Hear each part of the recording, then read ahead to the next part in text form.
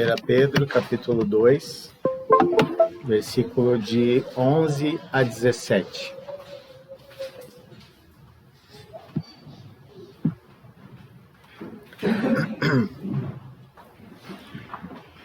Amados, eu os advirto, como peregrinos e estrangeiros que são, a manter distância dos desejos carnais que lutam contra a alma. Procurem viver de maneira exemplar entre os que não creem. Assim, mesmo que eles os acusem de praticar o mal, verão o seu comportamento correto e darão glória a Deus quando ele julgar o mundo. Por causa do Senhor, submetam-se a todas as autoridades humanas, seja o rei como autoridade máxima, seja os oficiais nomeados e enviados por ele, para castigar os que fazem o mal e honrar os que fazem o bem. É da vontade de Deus que, pela prática do bem, vocês calem os ignorantes que os acusam falsamente, pois vocês são livres e, no entanto, são escravos de Deus. Não usem da sua liberdade como desculpa para fazer o mal. Tratem todos com respeito e amem seus irmãos em Cristo. Temam a Deus e respeitem o Rei.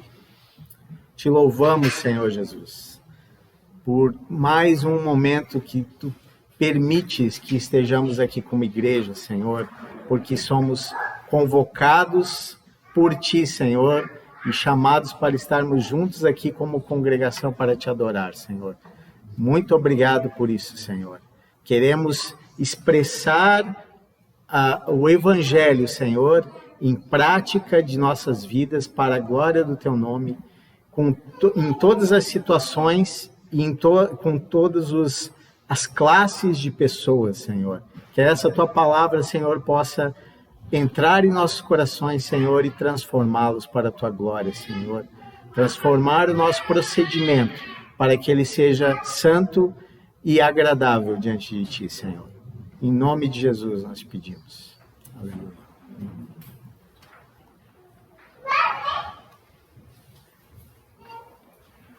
Acho que todos nós já nos deparamos alguma vez com algum questionamento, né? Como que eu devo me portar diante de determinadas pessoas, né? Por exemplo, como que eu devo me portar com o meu chefe? Como que eu devo me portar com o meu marido? Como eu devo me portar com a minha esposa? Como eu devo me portar com os meus filhos? Qual é a atitude, o meu procedimento, a conduta que seja agradável a Deus, que possa, que seja coerente com as Escrituras, né?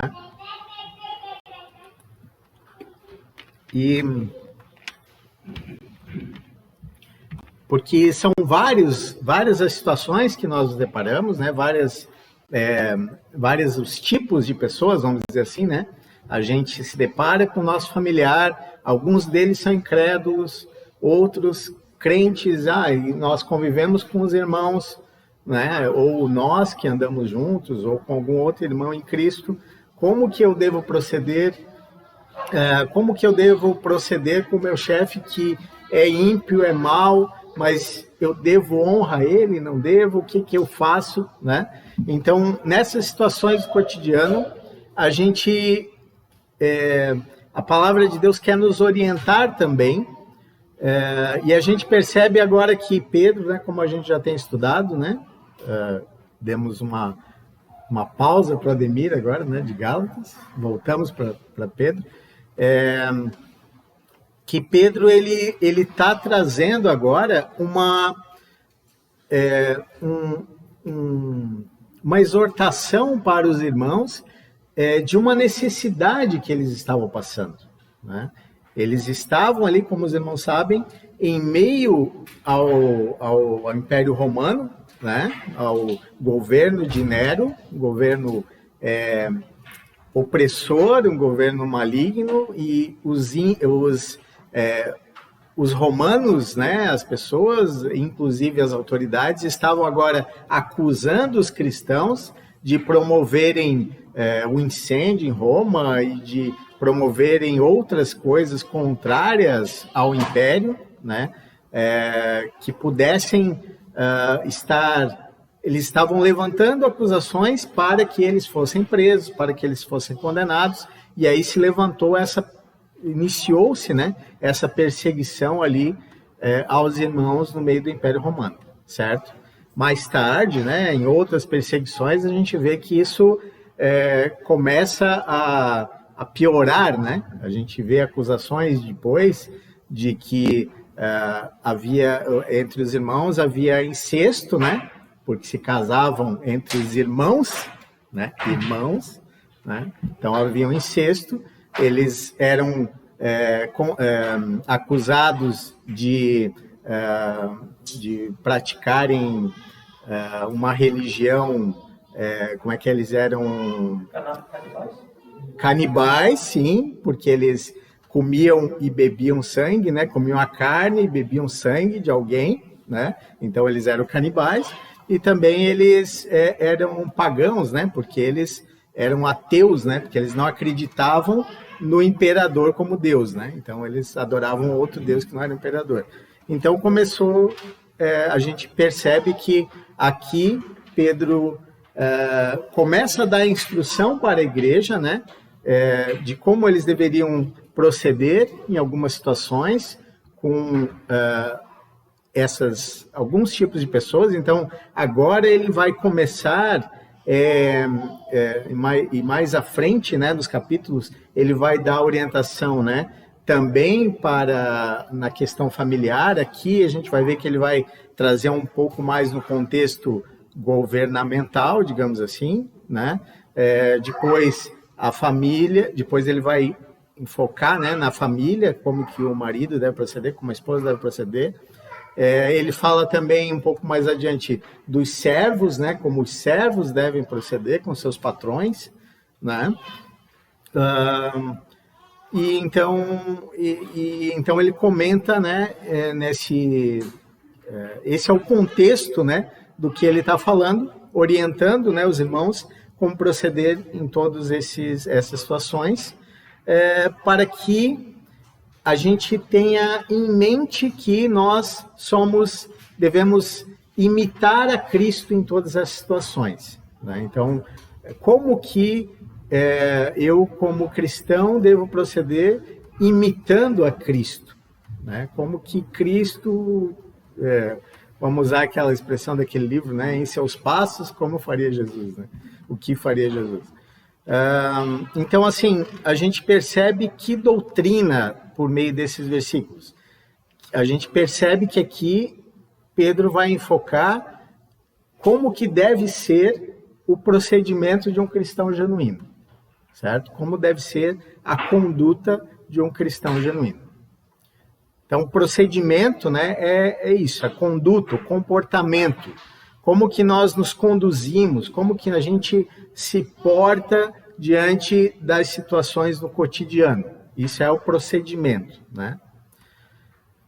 E a gente percebe que tudo o que nós fazemos, ele é baseado em valores, em uma cosmovisão que nós temos, em alguns princípios, certo? Às vezes nós não percebemos isso, mas tudo que nós fazemos, ela tem algum fundamento por trás. Você não toma uma atitude assim pelo simples motivo de que você achou legal e, beleza, vou fazer isso desse jeito. Não, talvez a tua criação, o relacionamento familiar, às vezes aquilo que você aprendeu na infância, tudo isso pode estar te influenciando, te motivando para uma determinada atitude, algum determinado procedimento. Mas nós percebemos como cristãos que a nossa conduta, ela também tem que estar baseada, e somente baseada, na palavra de Deus. O evangelho tem que ser essa bússola, tem que ser esse fundamento em toda a nossa vida, para que ele norteie a nossa conduta em cada situação.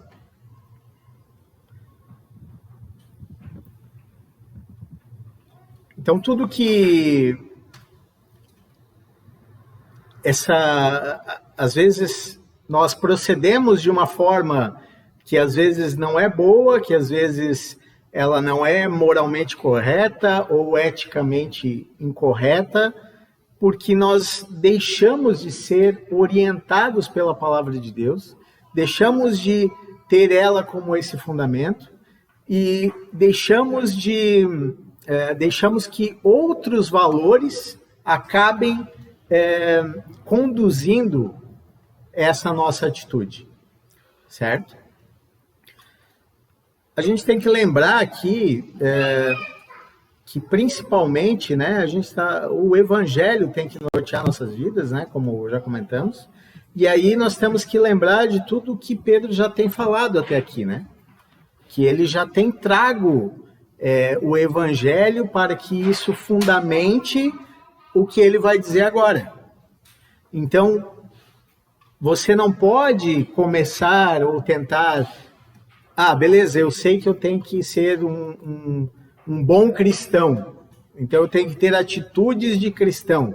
Então eu vou começar agora a ter uma aparência exterior que conduza, né, que condiga com eu me chamar de cristão. Só que se você não tiver o Evangelho aplicado em sua vida, isso passa a ser um legalismo, certo?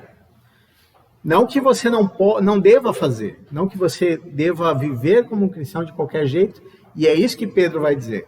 Só que ele vai fundamentar antes, né? Ele vai dizer, por causa da grande misericórdia, da obra salvadora de Deus, que ele começa lá no capítulo 1 a mostrar, né? O trabalho, fugiu a palavra aqui, o trabalho efetivo de toda a Trindade, do Deus Trino, de todas as pessoas da Trindade, agindo atuantemente na salvação dos homens, né? Agindo efetivamente na eleição, na obra de Cristo, na aplicação do sangue de Cristo, do sacrifício de Cristo por meio do Espírito, né? Então, tudo isso a gente tem que lembrar dessa graça maravilhosa, dessa misericórdia de Deus. Isso tem que nos motivar, nós já falamos sobre isso, né? Isso tem que nos alegrar todos os dias, nós devemos levantar e louvar a Deus por isso, porque realmente Ele merece toda a glória por isso. Amém? Amém. Glória a Deus. Nós devemos ter também uma viva esperança, baseada nessa obra consumada de Cristo, e na herança que ele nos prometeu. Nós devemos ter essa alegria indizível somente em Cristo, mesmo no meio dos sofrimentos. Pedro também nos orienta, como já vimos, que nós devemos ser imitadores de Cristo, não só na conformidade de seus sofrimentos, mas também em sua santidade e amor. E que nós devemos desejar ardentemente o crescimento espiritual, né? Vimos que assim, o texto diz, assim como um recém-nascido anseia pelo leite, nós também devemos desejar crescer espiritualmente. Para quê? Para que a gente possa manifestar as marcas de uma vida madura, de uma vida edificada na rocha sobre Cristo, né? Para que então, como consequência disso, dessa maturidade e dessa vida edificada em Cristo, as pessoas, a gente possa mostrar às pessoas como é admirável aquele que os chamou das trevas para a sua maravilhosa luz, como diz 1 Pedro 2,9.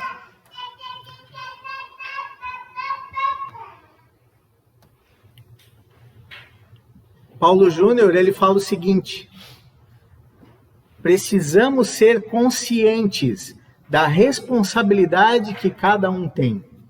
Se o evangelho não for demonstrado em atitude prática de vida, não é evangelho. Precisamos ser conscientes da responsabilidade que cada um tem. Se o evangelho não for demonstrado em atitude prática de vida, não é evangelho. Mark Sellis também diz o seguinte: o evangelho deve estar presente em tudo o que fazemos. J.C. Ryle também diz o seguinte: se você se intitula cristão, você deve mostrar isso em seus modos e comportamentos diários. Também tem um outro pregador muito bom, um tal de Ademir Elias, que ele diz o seguinte: o verdadeiro evangelho requer coerência entre proclamação e a prática. Então, nessa introdução que eu comentei com vocês, desse texto eu quero destacar 4 pontos. Primeiro ponto: qual é o procedimento cristão perante o mundo? Segundo ponto: qual é o procedimento do cristão perante os descrentes? Terceiro: o procedimento do cristão perante as autoridades. O quarto: o procedimento do cristão perante todos. E, por fim, terminar com a conclusão, com a exortação geral que Pedro também traz no versículo 17. É interessante observar que em cada ponto desse,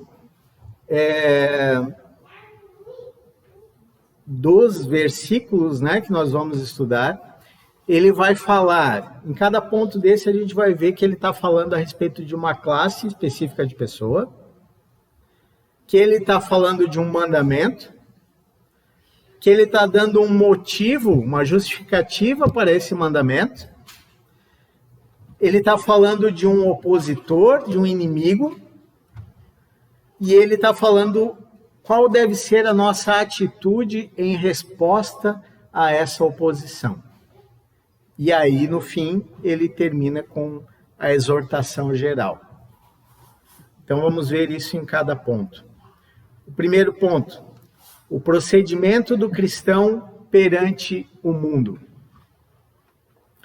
No versículo 11: amados, eu os advirto como peregrinos e estrangeiros, que são, a manter distância dos desejos carnais que lutam contra a alma. Então, ele começa o texto com um apelo, mas um apelo fraternal: amados, mas eu os advirto. É uma convocação solene, é algo assim, presta atenção, fiquem atentos, é uma advertência séria que eu vou falar agora, certo? Como que deve ser o teu procedimento perante o mundo?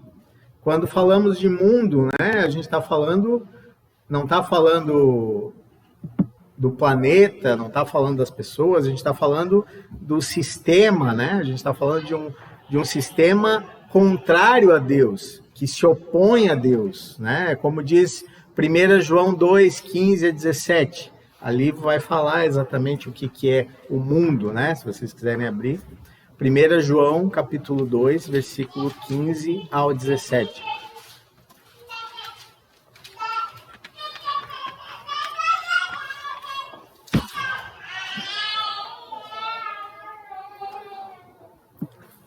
Não amem esse mundo, nem as coisas que ele oferece, pois quando amam o mundo, o amor do Pai não está em vocês.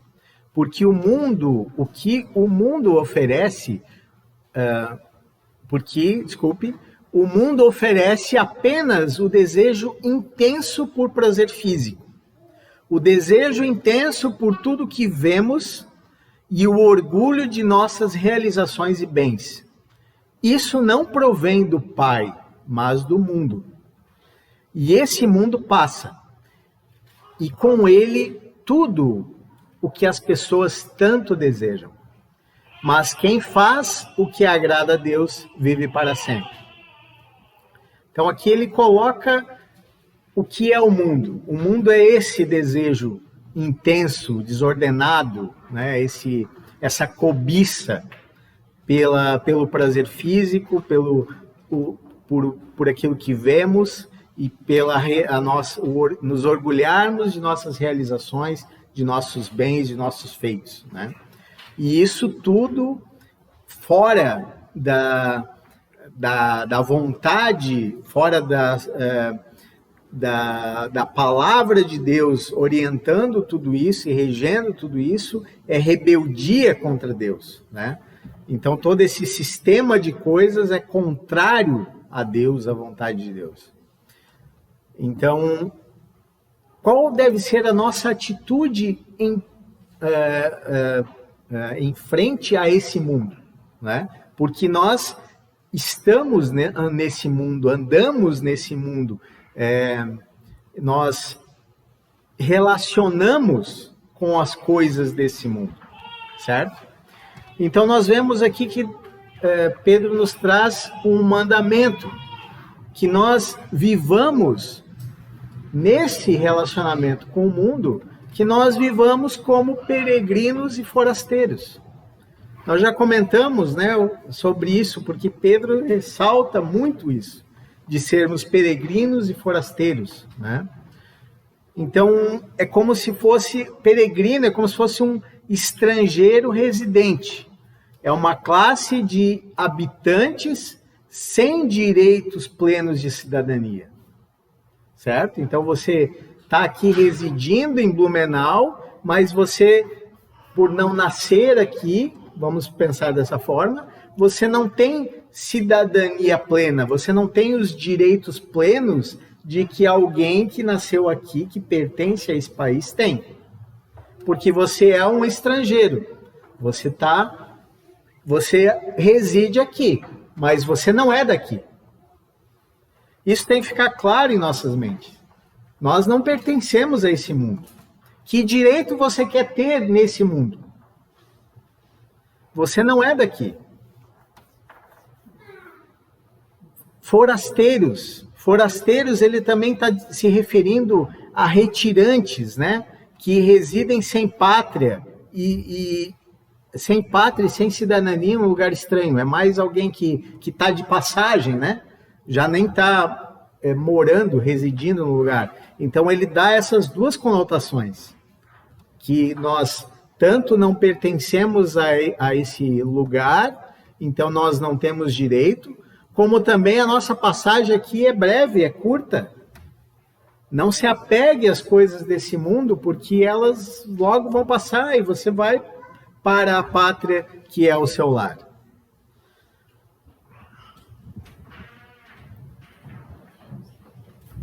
Então, esses forasteiros, viajantes, eles podem se deter num certo lugar, mas eles não se configuram como residentes, né?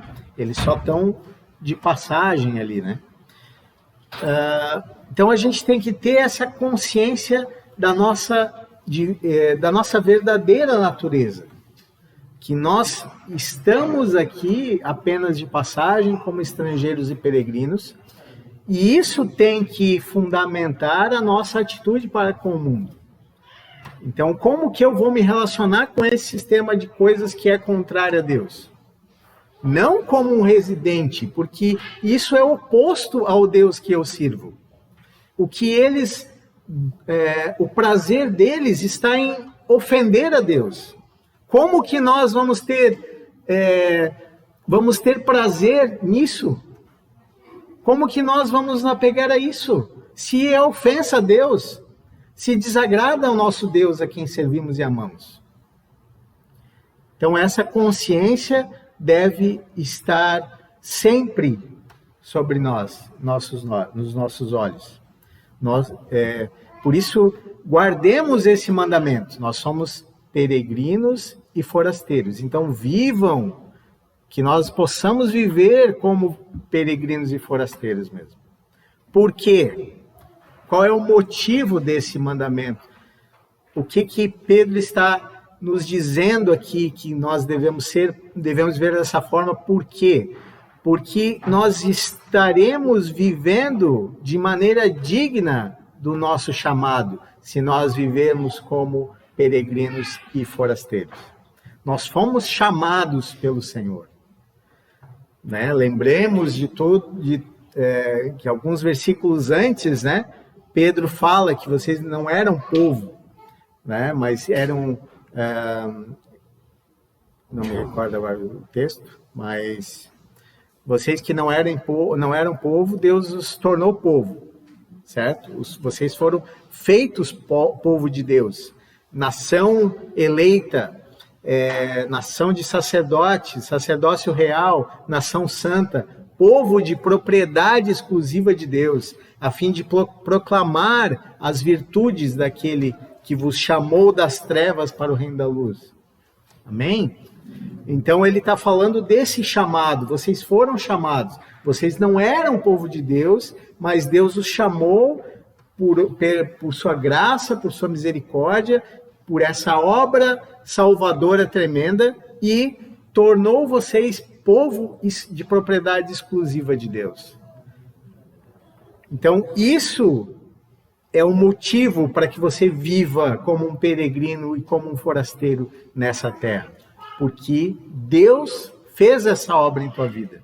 Deus te chamou para Ele, para que você o servisse, para que você andasse com Ele. Amém? Mas Pedro também vai falar de um opositor, de um inimigo, que nós vamos ter ao nos defrontar com o mundo. É meio estranho, né? Porque o mundo inteiro já é um inimigo, né? Mas vocês entendem o que eu quero dizer aqui, né? Ele está falando que, além do mundo em si, nós temos um outro inimigo, que é os desejos da carne. Então, nós temos um inimigo dentro de nós. E esse inimigo dentro de nós, ele quer viver nesse mundo. Ele quer agradar o mundo, se deleitar com as coisas do mundo. E qual é... desculpe. Antes disso. Então, nós somos chamados para sermos guerreiros espirituais. Pedro está nos chamando aqui para a guerra, porque ele está dizendo que esses desejos da carne, eles vão batalhar contra a tua alma. Eles vão lutar contra a tua alma. A vida cristã é um campo de guerra. Você não está aqui de férias a passeio. Nós travamos uma batalha sem trégua contra o diabo, contra o mundo e contra a carne. Warren Wiersbe, acho que é isso, ressalta que a nossa verdadeira luta não é contra as pessoas que nos cercam, mas sim contra as paixões dentro de nós. Quais são essas paixões carnais, né? Pedro, no capítulo 4, no versículo 3, ele vai esclarecer um pouco mais a respeito de quais são essas paixões. E também nós temos Gálatas 5, 19 e 21, que vai falar também quais são essas obras da carne. Então vamos ler ali 1 Pedro 4, versículo 3. 1 Pedro capítulo 4, versículo 3.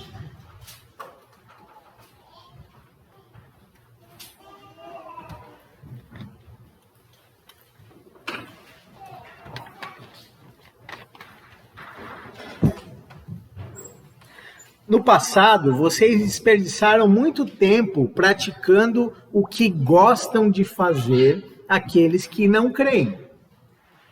Imoralidade e desejos carnais, farras, bebedeiras e festanças desregradas, além da detestável adoração de ídolos.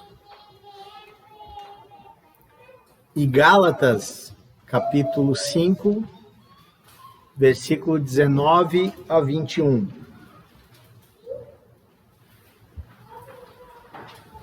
Gálatas, capítulo 5, versículo 19 a 21.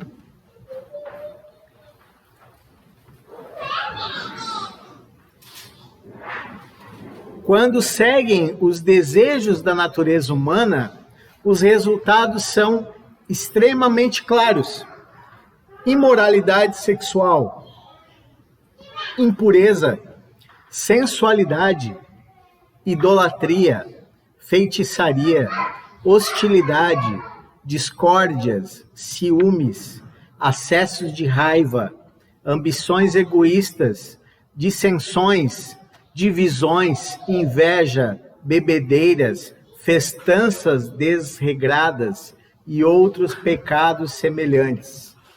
Repito o que disse antes: quem pratica essas coisas não herdará o reino de Deus. Então a lista é grande aqui, né? E Paulo ainda diz, e outros pecados semelhantes a esses, né? Então a lista é grande. E como disse Jesus, tudo isso procede do nosso coração. É contra esses desejos que nós devemos lutar. E qual é o procedimento? Como que devemos nos conduzir diante desse inimigo, diante dessa oposição? Pedro diz que nós devemos nos manter longe. Se afastem. 1 Tessalonicenses 5, 22 também diz, não precisa abrir, eu vou ler os textos aqui.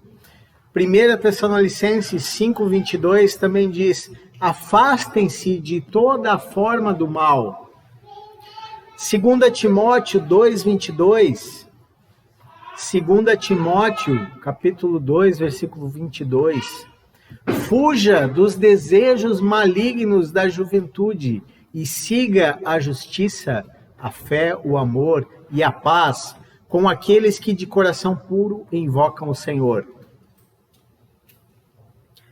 Efésios, capítulo 5, versículo 3. Efésios, capítulo 5, versículo 3. Mas a prostituição e toda a impureza ou avareza nem ainda se nomeia entre vós, como convém a santos. E 1 Pedro 3,11.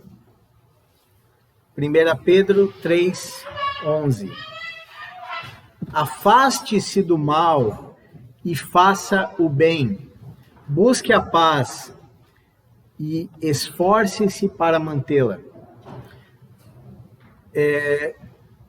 Vocês percebem que esses desejos estão no nosso coração. E nós somos muitas vezes... eles vêm para nos assediar de tal forma que é difícil resistirmos, né? E esses desejos, a gente não consegue tirá-los, né? Pegar esse desejo e lançar fora. Então nós devemos o quê? Nos afastar desse desejo mau, certo? Se manter longe daquilo que vai... que está me atraindo para eles. Vocês conseguem entender? Né? A minha natureza, eu não vou poder removê-la do meu corpo.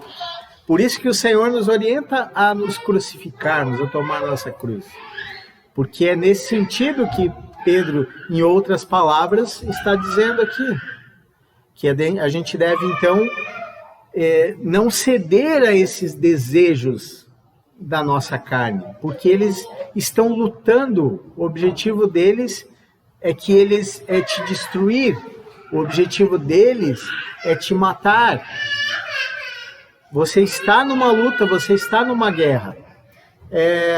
Eu não lembro se eu anotei aqui, mas alguém comenta que essa ideia de esse desejo mal, dessa luta, ela não é assim, que é algo planejado, que é um esforço planejado, calculado meticulosamente para te matar.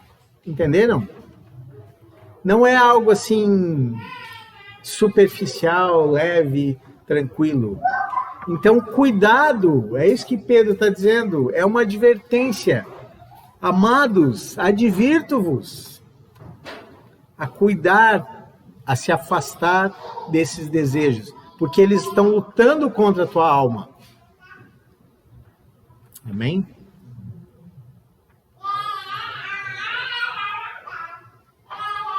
O segundo ponto.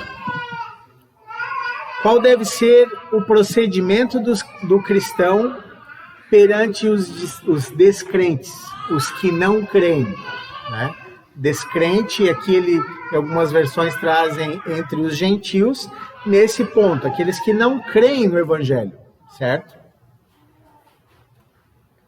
No versículo 12, procurem viver de maneira exemplar entre os que não creem.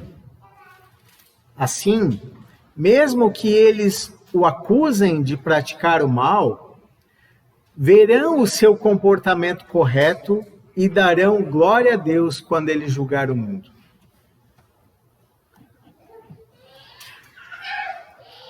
Então, qual é o mandamento que Pedro está dizendo? Que nós devemos viver de uma maneira exemplar. Viver de uma maneira exemplar. Quando a gente pensa, poxa, viver de uma maneira exemplar, a gente logo pensa, então, aí agora lascou, né? Porque como que eu vou viver de uma maneira exemplar, certo? Não está falando de perfeição, né? Não está falando que você nunca vai errar, mas que você deve viver de uma maneira exemplar perante aqueles que são incrédulos.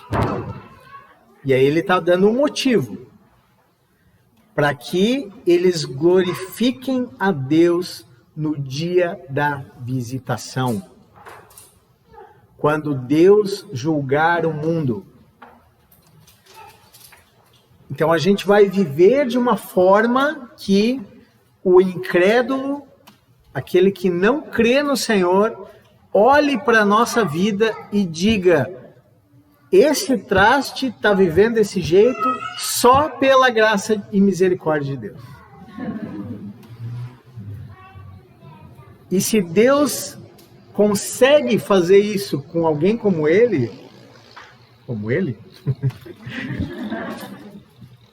Deus pode fazer tudo.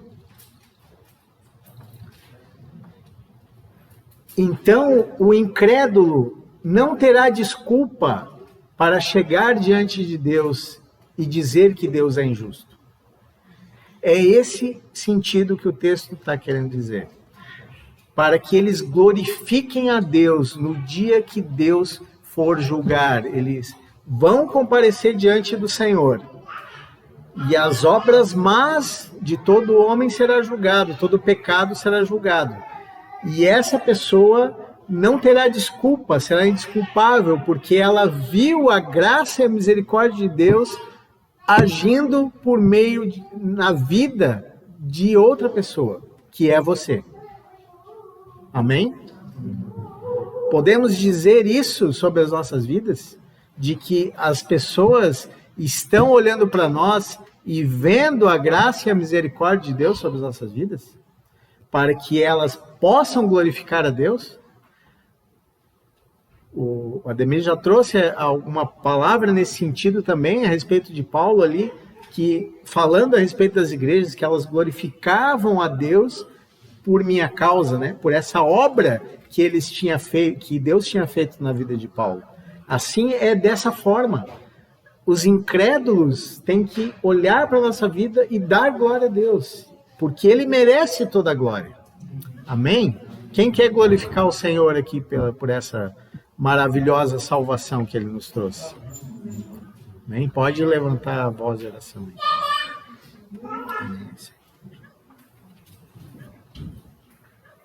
Senhor Deus, nós queremos Te glorificar, Senhor. Amém. Louvar, Senhor Deus. por esse evangelho que transformou nossas vidas. Aleluia, Senhor. Porque, como cantamos, nós vemos o Pai em Cristo Jesus, Senhor Deus. Nós vemos a gloriosa graça em Cristo Jesus. É verdade, Senhor. Nós vemos o preço e, ao mesmo tempo, o prêmio que nos foi dado, Senhor, que é o próprio Deus. Senhor. Bendito é o teu Que nome. é a nossa plena satisfação, Senhor, a nossa plena alegria, Senhor. Senhor, em que nós encontramos alegria eterna, Senhor. E Aleluia. queremos manifestar isso para todas as pessoas ao nosso redor, Senhor. Para que elas vejam Amém. que existe um Deus. Para que elas vejam como nós, Senhor Deus, pecadores que se entregaram ao Evangelho, que se entregaram a Deus, Senhor Deus. Amém. E que elas venham te glorificar também, Senhor. Amém, Senhor. Te Assim agradecemos seja. por essa obra perfeita. Louvado seja, Senhor. Amém. Então, Pedro está dizendo que você é um argumento irresistível de Deus. Que você é um argumento dessa obra que Deus está fazendo. Que para os descrentes, para os incrédulos, você vai ser o argumento para que Deus fale a vida deles. Simon Kistemaker, ele pondera que os cristãos estão vivendo numa vitrine, que as suas vidas estão à mostra, a sua conduta, obras e palavra são constantemente avaliados pelos não crentes, que querem constatar se os cristãos vivem aquilo que professam. Normalmente os descrentes olham para nós para ver, ele diz isso. Vamos ver se ele vive de acordo com o que ele diz. Né? E você tem que viver, então, como um argumento inegável da graça e da justiça de Deus. Que inimigo, que opositor aqui que Pedro destaca para com os incrédulos? Ele fala dos malfeitores que falam mal de vocês. É uma conduta irrepreensível no mundo hostil. É isso que nós somos chamados a ter. Irrepreensível, né, como já foi comentado, não que não tenha falhas, mas que não tenha repreensão, né, que se arrependeu e corrigiu aquilo, para que ele esteja de uma forma irrepreensível, né? Não esteja numa posição em que alguém possa vir e repreendê-lo, né? Porque ele constantemente se arrepende e resolve em sua vida essas falhas, né? Então, os não salvos, eles nos observam e falam contra nós, porque eles procuram desculpas para rejeitar o evangelho. Ele quer uma desculpa, ele quer olhar lá na TV aquele programa daquela determinada denominação e quer dizer, mas é tudo um bando de ladrão, porque só querem roubar o meu dinheiro. Ele olha para isso e não vê uma conduta exemplar. E então ele arruma uma desculpa para rejeitar o evangelho, para não crer no evangelho. Nós não podemos ser argumento para essa desculpa dos incrédulos.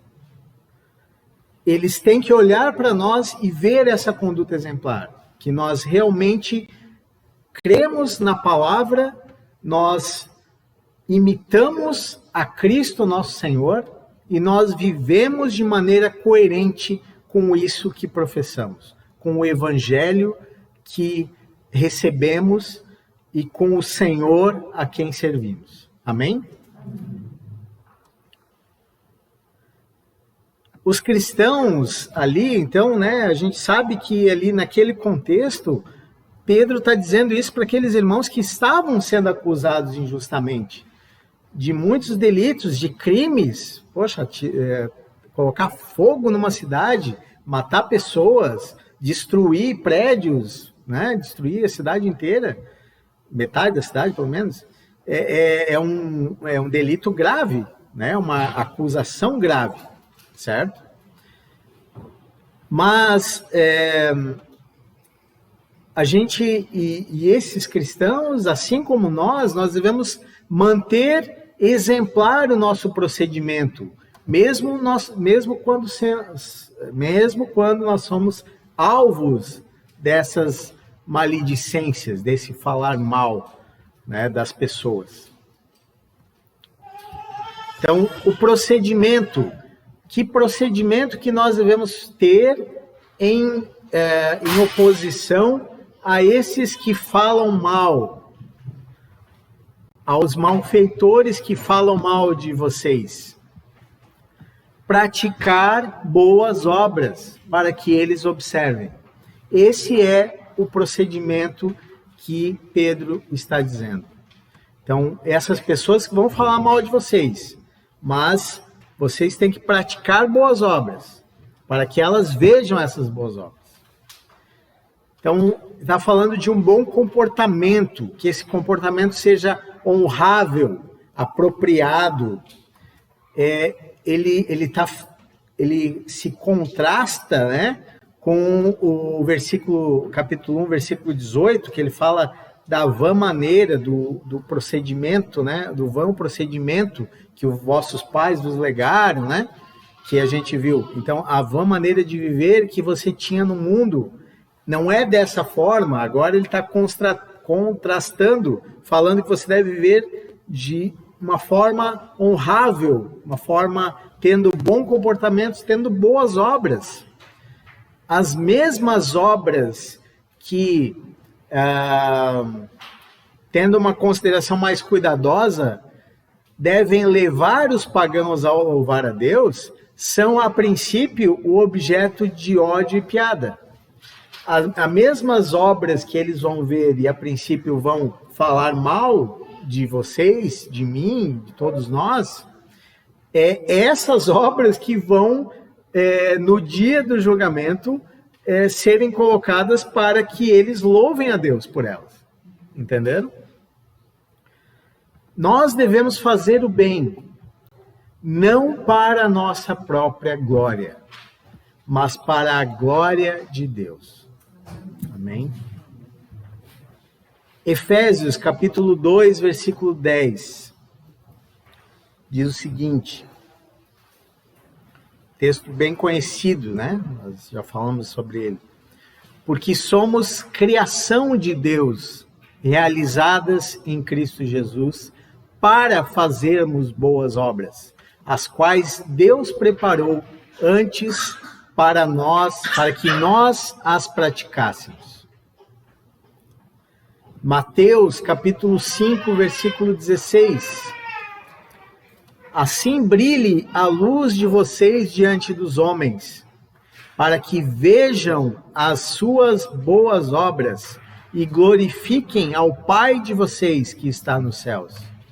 Aqui Jesus traz o mesmo contexto, a mesma forma, né, de que a nossa luz deve brilhar, que a gente deve ter um procedimento tal que seja como luz em meio às trevas, e que as pessoas vejam essas boas obras que pratiquemos, para que elas glorifiquem a Deus, glorifiquem ao nosso Pai.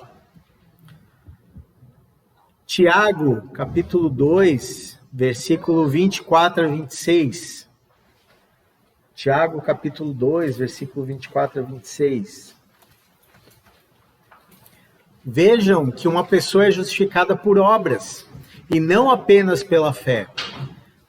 Caso semelhante ao de Raabe, a prostituta, não foi ela justificada pelas obras quando acolheu os espias e os fez sair por outro caminho?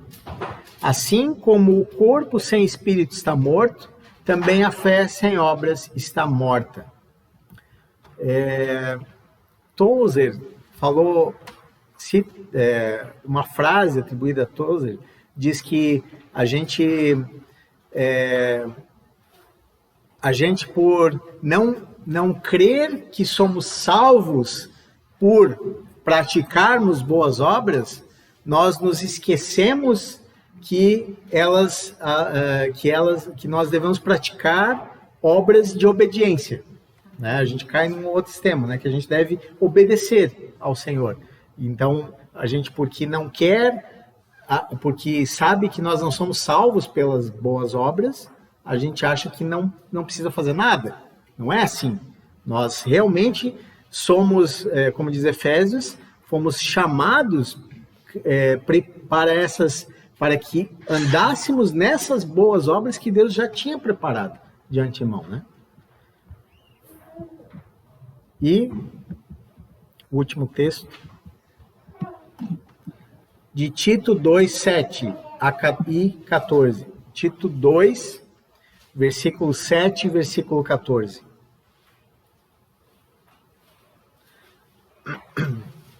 Você mesmo deve ser exemplo de prática de boas obras. Tudo o que fizer deve refletir a integridade e a seriedade do seu ensino. Ele entregou sua vida para nos libertar de todo pecado, para nos purificar e fazer de nós um povo inteiramente dedicado a boas obras.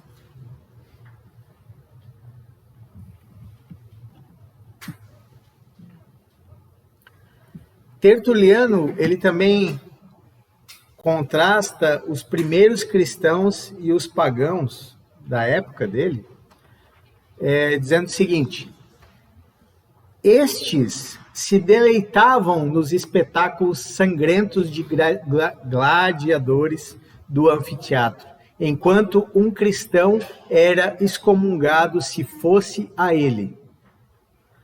Né? Enquanto todo o povo lá se alegrava com aquele espetáculo sangrento, né, de morte dos gladiadores, se um cristão fosse lá, ele era excomungado. Nenhum cristão era encontrado na prisão por causa de crime, mas apenas pela fé. Os pagãos excluíam os escravos de alguns dos seus serviços religiosos, enquanto os cristãos tinham alguns de seus presbíteros na classe dos escravos. A escravidão desaparecera silenciosamente e gradualmente pelo poder da lei cristã do amor. Os pagãos abandonavam os seus parentes mais próximos numa praga. Os cristãos serviam aos doentes e moribundos. Os gentios deixavam seus mortos desenterrados depois de uma batalha e jogavam os seus feridos na rua. Os discípulos se apresentavam para aliviar o sofrimento. Esse contraste é que tem que haver em nossas vidas. Nós não somos igual a essas pessoas, porque nós temos a natureza de Cristo. Então devemos expressar a natureza de Cristo nesse procedimento exemplar para a glória do Senhor. O outro ponto, acho que é o terceiro agora. O procedimento do cristão perante as autoridades. Qual deve ser o procedimento do cristão perante as autoridades? No capítulo 2, versículo de 13 a 15.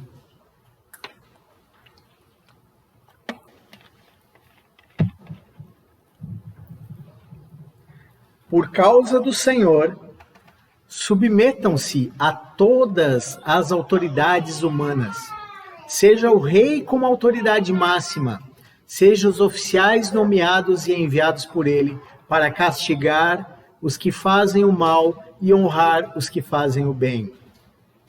É da vontade de Deus que, pela prática do bem, vocês calem os ignorantes que os acusam falsamente.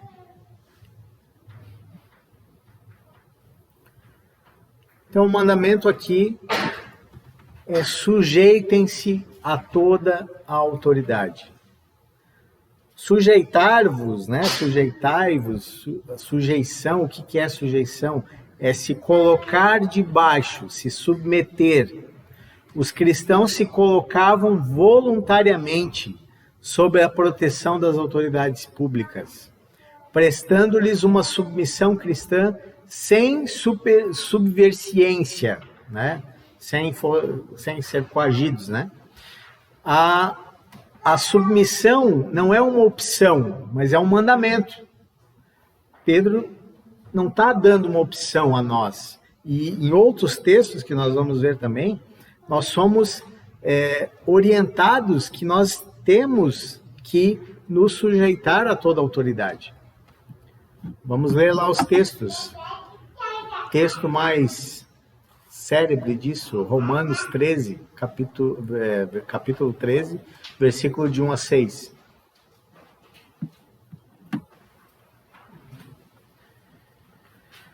Romanos 13, 13, de 1 a 6.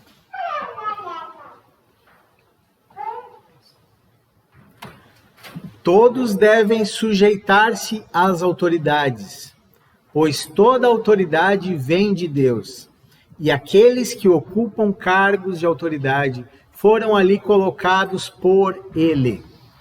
Portanto, quem se rebela contra a autoridade se rebela contra o Deus que a instituiu e será punido.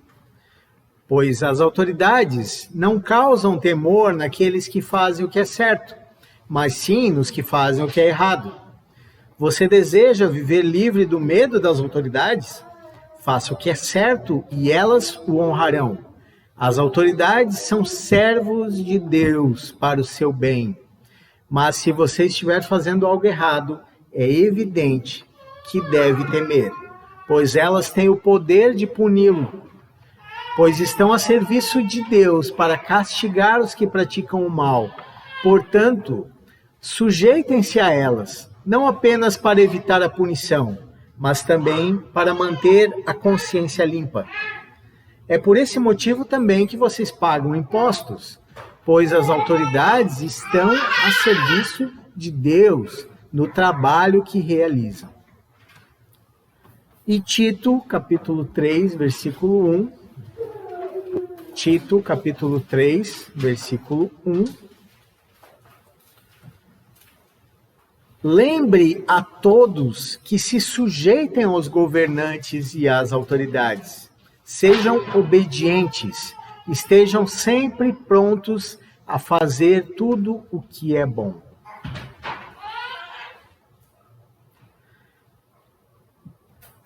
Então, nós vemos aqui que a submissão é uma marca do povo de Deus. O povo de Deus, ele é submisso às autoridades. Vamos ver um pouco mais a respeito disso.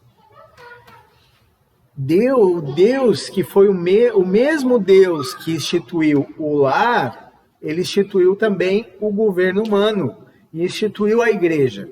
Então ele tem todo o direito de dizer como que essas instituições devem ser administradas. Então vamos lembrar novamente, né, que em meio às injustiças, ali o fogo de perseguição crescente que os irmãos ali em Roma estavam sofrendo, e na região ali, né, de Ponto, Galácia, né, Galácia não, desculpa. Ali, no começo de Pedro, ele fala ali, né, das regiões para a qual ele escreveu a carta, né. A submissão é uma evidência da plenitude do Espírito Santo. Conforme Efésios 5, né? A gente já estudou sobre isso. A submissão é uma evidência de que você é cheio do Espírito Santo. Então, é uma prova da obediência a Deus. Nós nos sujeitamos ao governo porque estamos obedecendo a Deus. Os cristãos maduros, por causa da obediência a Deus, se submetem ao governo, aos patrões e uns aos outros. Pedro aplica o tema da submissão à vida do cristão como cidadão, como trabalhador, como cônjuge e como membro da igreja. Ele vai detalhar em outros trechos, né, na sequência. Então ele vai voltar ao tema da submissão de outras formas, né? Inclusive ao trabalhador, ao cônjuge cônjuge e ao membro da igreja.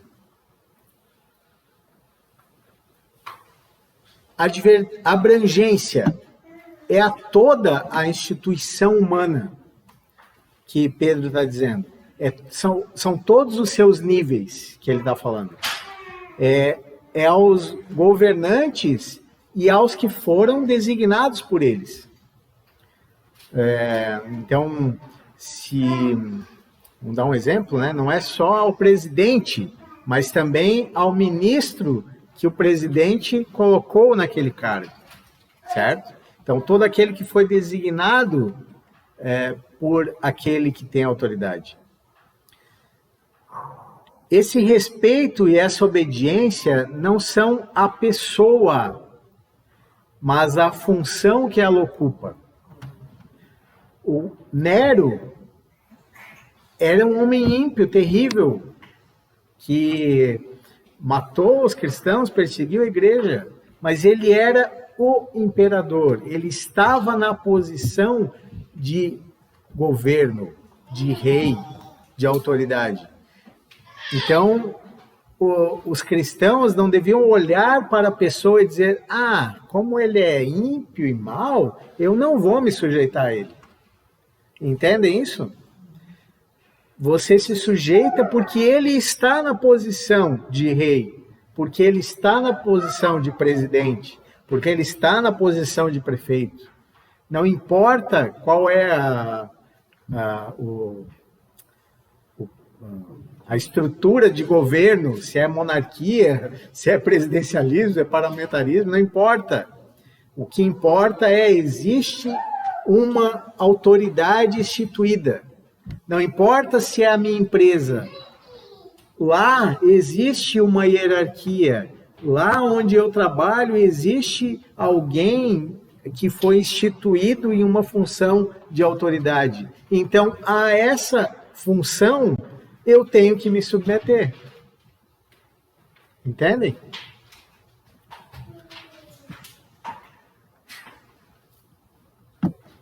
Pedro aborda a submissão primeiro no âmbito geral, né? É claro que aqui a gente está falando do governo, né? A gente está falando do governo do país, do governo civil, né? Por exemplo, essa questão até quando fala da autoridade no meio da igreja, o enfoque daí é diferente, né? Ele está falando daí mais para o caráter, né? 1 Timóteo 3, Tito também vai falar disso, das características de caráter de alguém que exerce um ofício no meio da igreja. Então você vê que já é diferente.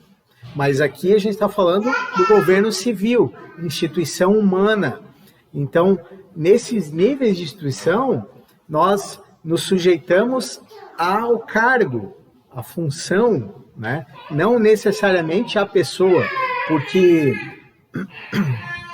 o presidente vai ficar 4 anos no governo. Daí ele pode sair, né? Se o povo eleger outro, por exemplo, outro pode ocupar aquele cargo. Mas eu continuo me sujeitando ao presidente, porque é o cargo. Não importa quem ocupou aquele cargo. Se eu gostei ou não gostei de que tal partido está no poder. Eu me sujeito ao cargo que é o presidente, ou ao governador, ou ao prefeito. Amém? Vocês entenderam?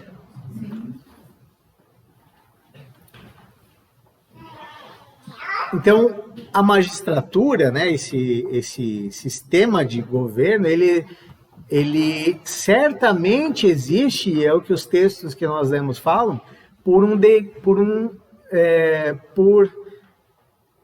uma instituição de Deus. Deus o instituiu dessa forma.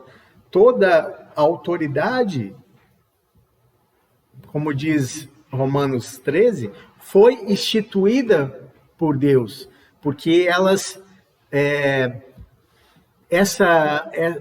porque Deus, ele é sempre a autoridade máxima sobre todas as coisas, certo? Então toda autoridade procede dele. Então não tem como alguma autoridade existir sem que ele tenha estabelecido. certo? Mas então por que o presidente é um ímpio e mau? Né? Então Deus quis colocar a pessoa, esse ímpio e mau lá. Mas Deus instituiu a autoridade, certo? Ele não quer, ele instituiu o cargo ali, né? Claro que ele permitiu que a pessoa chegasse àquele cargo, mas então o que a gente está falando é que essa estrutura de autoridade, ela emana no próprio Deus. Vocês entenderam?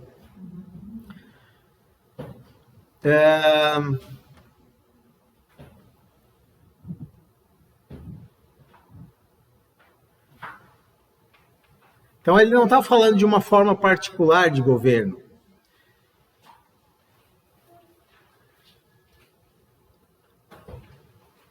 E que essas pessoas que devem executar esse poder são que essas formas de governo, elas são instituições humanas governadas por leis e constituídas por leis de cada país, particularmente, certo? Então elas têm as suas regras de funcionamento, né? Então não vamos entrar nisso. Mas, assim, você se sujeita à autoridade. Se o presidente não é um bom presidente, existem regras que regulamentam isso, que podem vir a tirar, né, essa pessoa daquele cargo, né, etc. Então, um cristão, ele não pode ser um anárquico, um rebelde. Você não pode ser um rebelde. Você pode e deve discordar de uma autoridade constituída, sempre que ela exorbitar em suas funções e for além da sua competência. Mas jamais pode se insurgir contra o princípio de autoridade, porque esse princípio de autoridade foi instituído por Deus. Então nós nos sujeitamos ao princípio de autoridade, mesmo que discordando muitas vezes do que a pessoa está te mandando fazer, certo? Porque se Deus em última instância, a autoridade máxima, nenhuma autoridade delegada ou abaixo dele pode fazer ou pedir que você faça algo que seja contrária à autoridade de Deus, que seja contrária ao que Deus mandou, certo? Aí é que vem o que Pedro, inclusive, e João falaram para o Sinédrio: convém antes obedecer a Deus do que aos homens, né? Porque ali o governo, que era o Sinédrio, estava instituindo algo que era contrário à vontade de Deus. Então eles não podiam obedecer aquilo sem desobedecer a Deus, certo? Então essa autoridade, esse conceito de autoridade sempre tem que estar em nossa mente, né? A gente nunca pode se rebelar contra o princípio de autoridade, mesmo discordando da autoridade, mesmo às vezes não obedecendo, porque também não é uma obediência cega, certo? Nós não obedecemos tudo o que a autoridade diz porque ela é autoridade, simplesmente eu tenho que obedecer tudo. Não. Por isso que é a palavra, o evangelho que nos norteia. Então, o mandamento se sujeitar. O motivo, por causa do Senhor. Por que tu vai se sujeitar à autoridade? Por causa do Senhor. Então, reis e governantes não têm poder absoluto. O poder que eles exercem é outorgado por Deus. Por isso, elas são autoridades constituídas por Deus e devem governar sobre a autoridade absoluta de Deus. Quando eles governam em desacordo com os preceitos divinos ou ultrapassando essa esfera, a eles designada, a desobediência civil A desobediência civil não é apenas uma possibilidade, mas uma necessidade, uma vez que importa obedecer a Deus do que aos homens, né?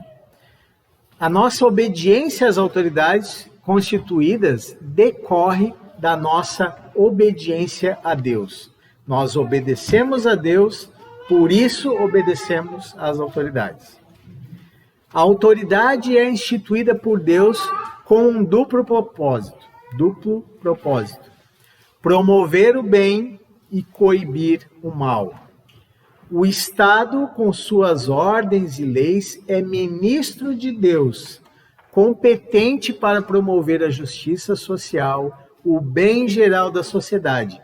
Ao mesmo tempo, é investido de autoridade para refrear o mal, punindo exemplarmente os culpados. E isso foi designação de Deus para o Estado, certo? Não é atribuição da igreja, por exemplo. Cada um atua em sua esfera. Quando as autoridades, porém, se tornam omissas no cumprimento desses deveres, ou se corrompem ao ponto de promover o mal e coibir o bem, elas são passíveis de repreensão. Então,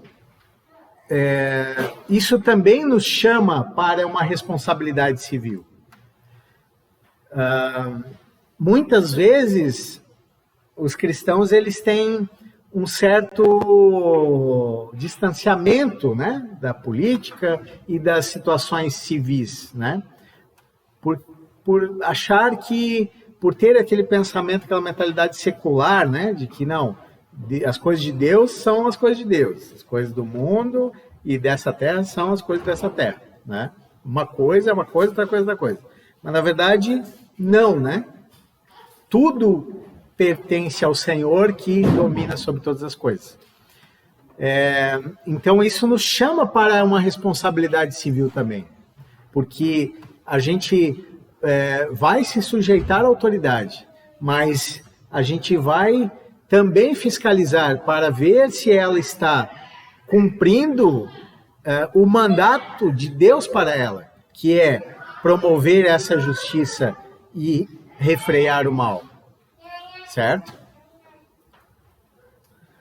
Em João 19:11, ele também fala o seguinte, o texto diz o seguinte, em João 19:11, respondeu-lhe Jesus, nenhum poder terias contra mim, se de cima não te fosse dado, mas aquele que me entregou a ti tem maior pecado, né? Jesus reconheceu que Deus havia concedido poder ali para Pilatos, eu acho, né? Para que ele estivesse julgando Jesus naquela situação.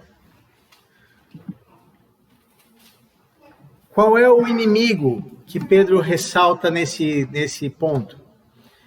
Insensatos que são ignorantes. O que é um insensato? Insensato é o que age de modo inconsequente, sem ter bom senso de suas atitudes. O insensato é aquele que é insano, anormal, uma pessoa de difícil trato e entendimento. Também costuma ser chamado de desequilibrado e irresponsável.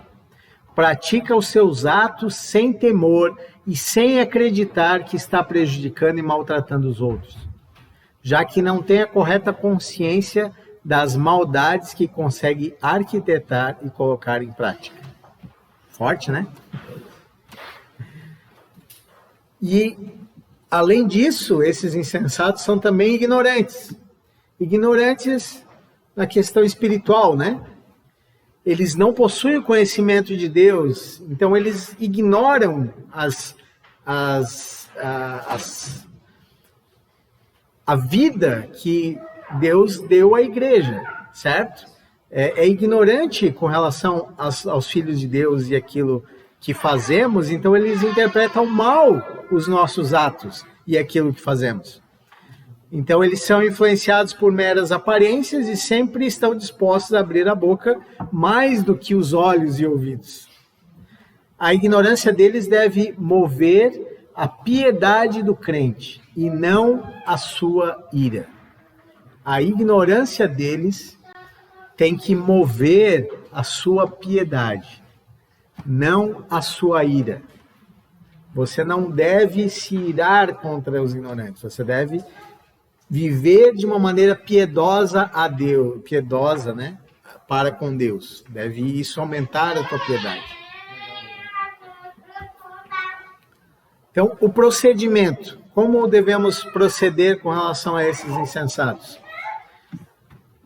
Que eles não tenham motivo de acusação ao ver o bem praticado, né? Que eles possam ver a tua vida e realmente não ter o que te acusar. É isso. Então, a obediência civil, ainda mais que ele está falando num contexto de governo, né? Então, Pedro vai ressaltar depois, na continuação dos próximos capítulos, essa questão, né? Se você faz o bem, se você pratica o mal, e até o texto que nós lemos também de Romanos, ele dá a entender isso, se você pratica o mal, a autoridade vai te punir. Não espere outra coisa, porque ela foi designada por Deus para isso. Agora, se você sofreu injustamente, então glorifique a Deus, porque daí você está imitando Jesus, que também sofreu injustamente, que também, como ovelha muda perante o tosqueador, não abriu sua boca e tal, né? Então, que eles não tenham motivo de acusação contra nós. Então, a obediência civil é a expressa vontade de Deus para o seu povo, especialmente num contexto em que o povo é caluniado, perseguido e despojado. A prática do bem é um argumento irresistível que tapa a boca daqueles que se insurgem contra a igreja. O texto é 1 Pedro 3,16. Vamos ler 1 Pedro 3,16.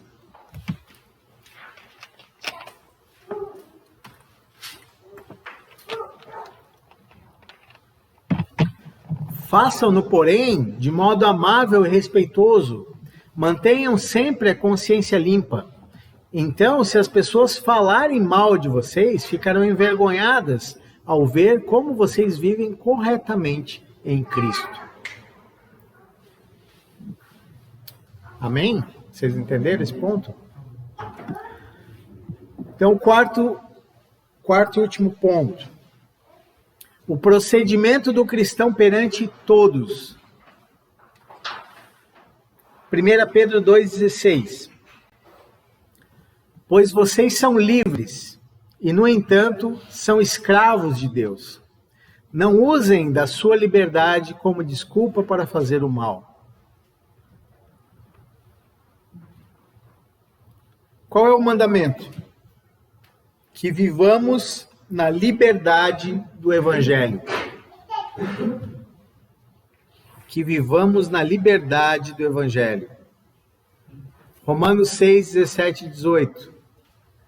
Romanos 6, não precisa abrir, eu vou ler esses textos aqui, tá? Romanos 6, 17 e 18 diz o seguinte: graças a Deus, porque antes vocês eram escravos do pecado, mas agora obedecem de todo o coração a esse ensino que lhes transmitimos. Estão livres da escravidão do pecado e se tornaram escravos da justiça. Gálatas 2:4. Gálatas 2:4. Essa questão foi levantada apenas por causa de alguns falsos irmãos que se infiltraram no nosso meio para nos espionar e nos tirar a liberdade que temos em Cristo Jesus. Sua intenção era nos escravizar. E 2 Pedro 2, do 18 ao 19. 2 Pedro 2, 18 e 19. Com palavras vazias, proclamam a sua grandeza imaginária e apelam para desejos carnais distorcidos, a fim de atrair de volta ao pecado aqueles que mal escaparam de uma vida enganosa. Eu falei 2 Pedro, falei? Então, é 2 Pedro 2, 18, 19, tá? Desculpe, tá? Então tá. Com palavras vazias, proclamam a sua grandeza imaginária e apelam para desejos carnais distorcidos, a fim de atrair de volta ao pecado aqueles que mal escaparam de uma vida enganosa. Prometem liberdade, mas eles próprios são escravos da corrupção, pois cada um é escravo daquilo que o controla. Então Pedro está dizendo a respeito da natureza da submissão, que nós somos servos livres. A verdadeira liberdade promove o bem ao próximo e a glória de Deus. Quanto mais servimos a Deus e ao próximo, mais livres nós seremos. Lutero comenta que um cristão é um senhor plenamente livre sobre todas as coisas, não estando sujeito a nenhuma delas, mas é um servo perfeitamente obediente a tudo e sujeito a todos. Então, qual é o motivo? Porque nós somos escravos de Deus. Por isso nós devemos viver nessa liberdade do Evangelho. E que inimigo, Pedro ressalta aqui, que opositor? Os libertinos. O que é libertinagem? É devassidão. É alguém que exerce libertinagem, alguém devasso, dissoluto, licencioso, que abusa da sua liberdade, certo? É alguém que abusa da liberdade. É ímpio, é insubordinado, que não é submisso. Um dos casos mais comuns de libertinagem é quando uma pessoa se entrega inconsideradamente, né? Entrega totalmente aos prazeres sexuais. A libertinagem é o mau uso da liberdade de um indivíduo. É a extrapolação da liberdade. E quando isso acontece, os limites são ultrapassados e a integridade física, emocional ou psicológica de outra pessoa é posta em causa. A libertinagem leva a uma falta de respeito pelo próximo, indica falta de dignidade e bom caráter. Então, já vimos aqui uma contradição com relação ao amor, né? É o contrário de amor, você amar ao próximo, porque você está ultrapassando a tua liberdade, ferindo, extrapolando, causando até mal ao teu próximo. Então, você quando é libertino, você está demonstrando uma falta de respeito até com o próximo. Qual é o procedimento que devemos ter face a esses libertinos? Nós devemos não usar a liberdade como um pretexto para fazer o mal.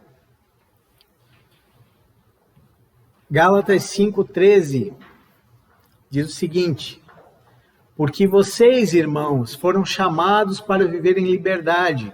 Não a usem, porém, para satisfazer sua natureza humana. Ao contrário, usem-na para servir uns aos outros em amor. 1 Coríntios 8:9. 1 Coríntios 8:9. Contudo, tenham cuidado para que a sua liberdade não leve outros de consciência mais fraca a tropeçarem. Homer, ele adverte quanto aos riscos de tentarmos encobrir a maldade como um pretexto de libertinagem. Né? Isso seria abusar da liberdade, porque a verdadeira liberdade é liberdade para o bem e para a obediência a Deus. Por isso nós somos libertos, né? O Evangelho nos liberta do pecado para que nós possamos viver em obediência a Deus e praticar o bem e o amor para o nosso próximo.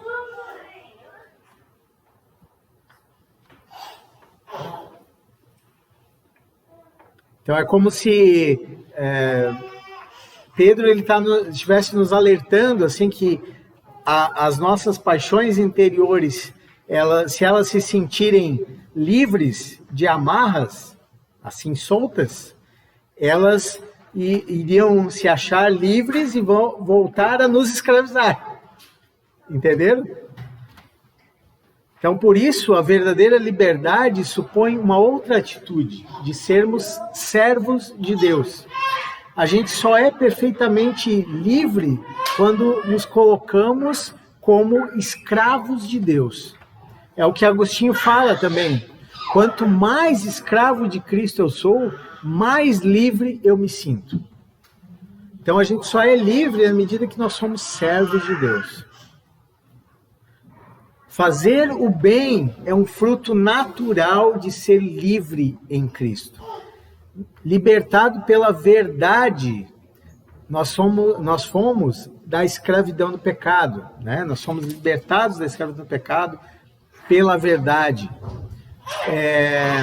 O grego aqui, ele traz, alguém comenta, não lembro, não anotei aqui quem comentou a respeito disso, de que aqui o sentido, ele estava dizendo que você não tem que ter a liberdade como um véu ou uma capa, né? Então você se esconde embaixo da capa para praticar a maldade.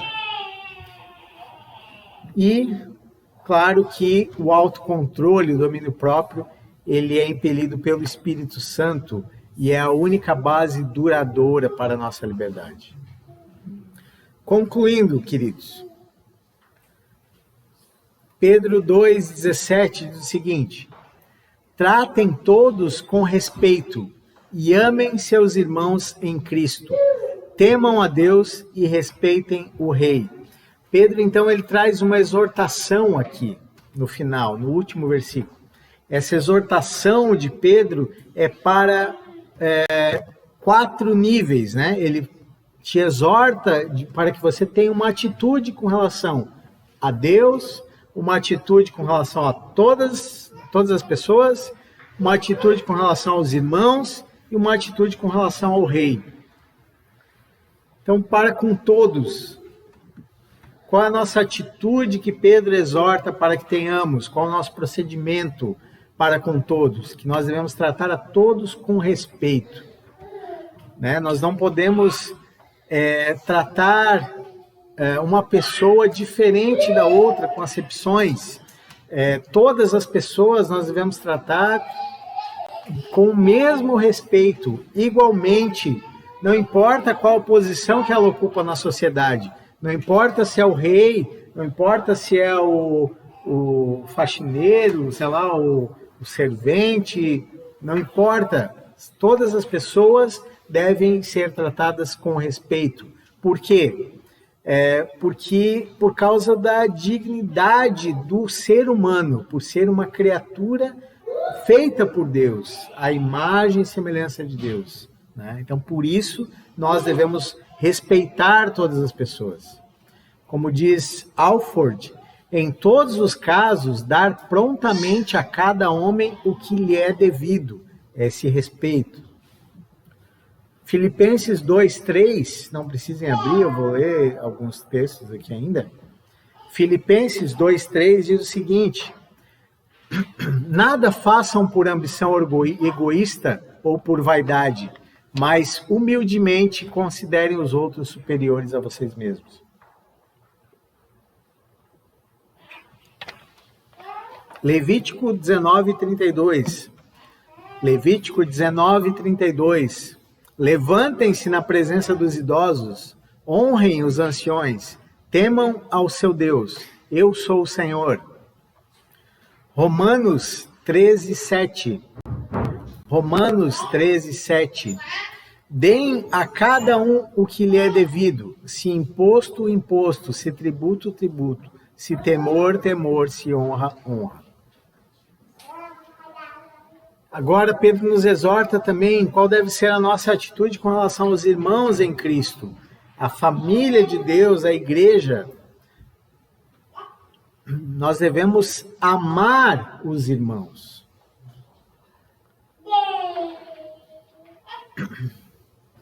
1 João 4:7. Amados, 1 João 4:7. Amados, amemos uns aos outros, pois o amor procede de Deus. Aquele que ama é nascido de Deus e conhece a Deus. E 1 João 4, 20 ao 22, também, em sequência. Se alguém afirmar, eu amo a Deus, mas odiar o seu irmão, é mentiroso, pois quem não ama o seu irmão a quem vê, não pode amar a Deus a quem não vê.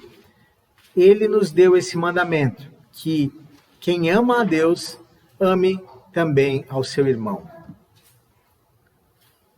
A gente anotem também João 13, 34 e 35. Romanos 12, 10. E 1 Tessalonicenses 4, 9.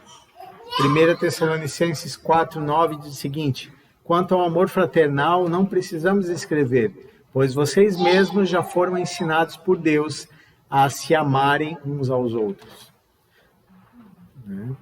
Sobre o amor, comentamos, né, e já temos comentado algumas vezes também, em outras ocasiões, né, o Thiago já falou sobre isso. Então, essa é a atitude que nós devemos ter para com os irmãos. Amar-nos, amor uns aos outros.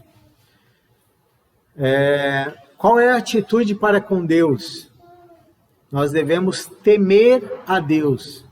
O temor a Deus é o princípio da sabedoria e é o caminho para uma vida feliz, Provérbios 1:7. Temor, né, significa reverência, respeito à pessoa de Deus, à sua palavra. O temor é a base da nossa piedade, da piedade cristã. Somente Deus deve ser temido, né? Ele não fala temer ao rei, ele fala temer a Deus, honre o rei, né? Só o temor deve ser unicamente a Deus. Salmo 111, 10. Anotem aí, Salmo 111, 10. Eclesiastes 12, 13. Eclesiastes 12, 13. Agora que já se ouviu tudo, aqui está a conclusão. Tema a Deus e obedeça aos seus mandamentos, porque isso é essencial para o homem. Anotem também Hebreus 12, 28 a 29. Hebreus 12, 28 a 29. E a última exortação de Pedro ao rei: honrai ao rei. Nesses pontos, ele está falando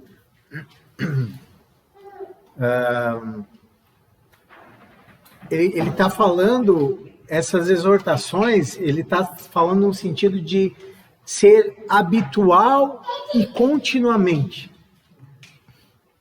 Então, continuamente ame os seus irmãos, continuamente tema a Deus, continuamente respeite aos outros, né? Habitualmente honre ao rei, continuamente, entendeu? Então, o rei deve ser honrado de tal modo que o amor pelos irmãos e o temor a Deus não sejam violados.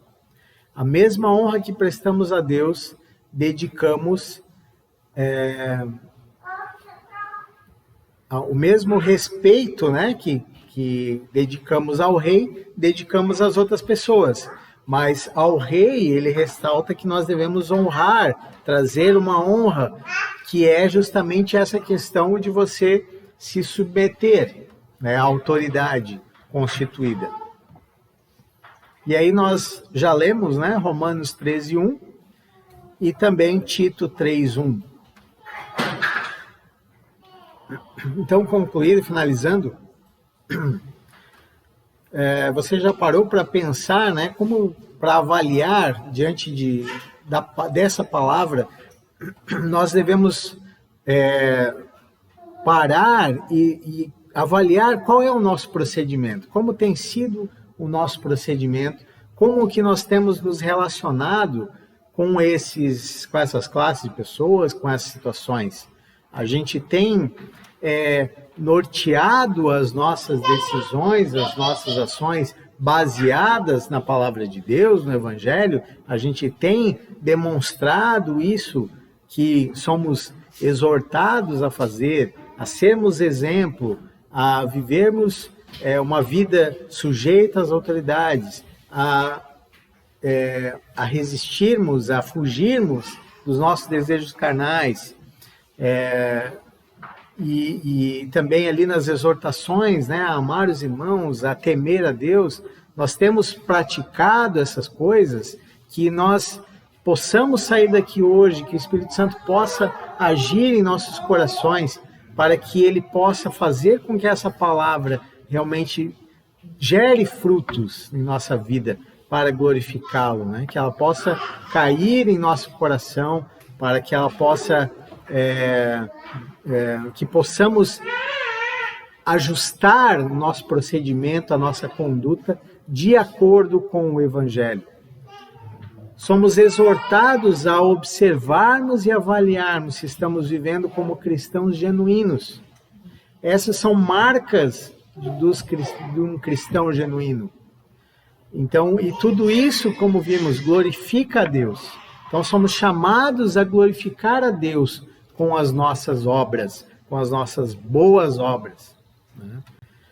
Então, que possamos realmente considerar isso e orar para que o Senhor possa agir e nos revelar ainda mais a respeito dessa palavra, e que possamos ser mais edificados. Amém, queridos? Louvado seja o teu nome, Senhor, por tua palavra. Nós nos humilhamos diante da tua palavra, Senhor, porque sabemos que a tua palavra é poderosa, Senhor, para mudar os nossos corações. A tua palavra que sustenta o universo, que faz com que todas as coisas se mantenham em ordem, sujeitas à tua autoridade suprema. Ela também pode, por meio do Evangelho, ser o poder para que as nossas vidas sejam transformadas para a tua glória. E por isso nos colocamos diante de ti, Senhor, para que o teu Espírito Santo possa produzir esse fruto em nós. Que possamos viver de maneira exemplar, Senhor. Que possamos viver respondendo com procedimento, com conduta que te agrade, independente das situações, independente das classes de pessoas que nos deparamos, Senhor. Te honramos, Senhor Jesus, porque tu és o único digno disso. Amém, Senhor.